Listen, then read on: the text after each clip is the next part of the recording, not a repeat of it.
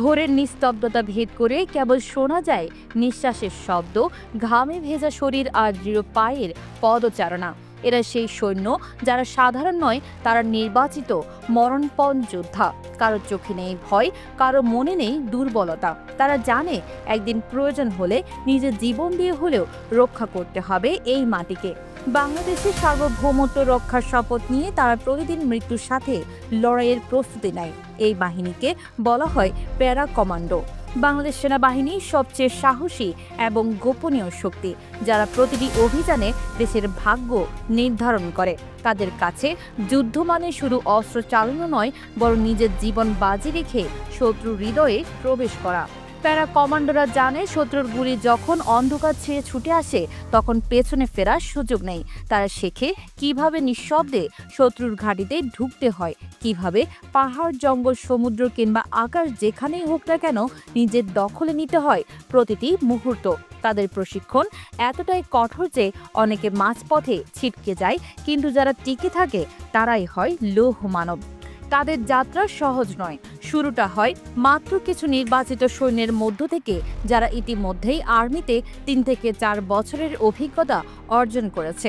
কিন্তু ইচ্ছা থাকলেই যে তারা এই বাহিনীতে ঢুকতে পারবে তা নয়, কারণ প্যারা কমান্ডো হতে হলে যেসব ভয়ঙ্কর প্রশিক্ষণ পেরোতে হয় তা শুনলেই শরীরের রক্ত হিম হয়ে যায়। প্রথম ৯০ দিনের প্রশিক্ষণে শুরু হয় নিষ্ঠুর বাস্তবতা। ভারী বোঝা কাঁধে নিয়ে নিরন্তর দৌড়, আধুনিক রাইফেল হাতে যুদ্ধকৌশল শেখা, শত্রুকে টার্গেট করার নিখুঁত দক্ষতা অর্জন, সবাই গড়ে তোলে এক নির্ভীক যোদ্ধাকে। এখানে শুধু দেহ নয়, মনের শক্তিও পরীক্ষা হয়, কারণ শত্রুর চাপে কোনোভাবেই তথ্য ফাঁস করা যাবে না। তাই তাদের ইমোশনাল ট্রেনিংও চলে কঠোরভাবে। এরপর আসে মৃত্যুকে ছুঁয়ে যাওয়া অনুশীলন। ৩৬ ঘন্টা ধরে খাদ্যবিহীন অবস্থায় দাঁড়িয়ে থাকা, একটানা ১০০ কিলোমিটার দৌড়, এমনকি টানা ১৫ দিন জেগে থাকার প্রশিক্ষণ। এগুলো পার করতে না পারলে কেউই থাকতে পারে না এই দলে। অনেকেই মাঝপথেই হার মানে, কেউ কেউ প্রাণ হারায়ও।